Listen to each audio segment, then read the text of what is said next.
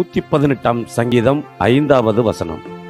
நெருக்கத்திலிருந்து கர்த்தரை நோக்கி கூப்பிட்டேன், கர்த்தர் என்னை கேட்டருளி விசாலத்துல வைத்தார்.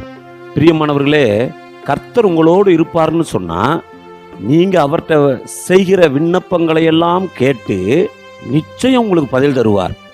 மனுஷன் உங்களுக்கு விரோதமா எழும்பி வந்து என்ன செய்ய முடியும்? உங்களுக்கு விரோதமா எழும்புகிற எந்த ஆயுதமும் வாய்க்காது. இன்றைக்கு கர்த்தர் அந்த பிரச்சனைக்கு முற்றுப்புள்ளி வைக்க விரும்புகிறார். யோசேப்பு என்ற ஒரு மனிதன் இருந்தான். அவன் சிறு பிள்ளையா இருக்கும்போதே அவருடைய சகோதரர்கள்லாம் அவனுக்கு விரோதமா எழும்பி அவனை தூக்கி கொண்டே குழிக்குள்ள போட்டாங்க. அவன் அழிஞ்சு போயிடுவான், அவன் நிர்மூலமா போயிடுவான், அவன் ஒண்ணும் இல்லாம போயிடுவான்னு நினைச்சாங்க. ஆனால் கர்த்தர் அவனோடு கூட இருந்தார். பின்காலத்துல பெரிய எகிப்து என்ற தேசத்திற்கு உயர் பதவியில, உயர்ந்த அந்தஸ்துல கர்த்தர் அவனை கொண்டு போய் வைத்தார். பிரியமானவர்களே, கர்த்தர் உங்களோடு இருக்கிறார். உங்களுக்கு விரோதமா, உங்க குடும்பத்துக்கு விரோதமா உறவுகள், நண்பர்கள், சொந்தக்காரவங்க எல்லாரும் எழும்பி வராங்களா? நீங்க அழிஞ்சு போயிருவீன்னு நினைக்கிறாங்களா?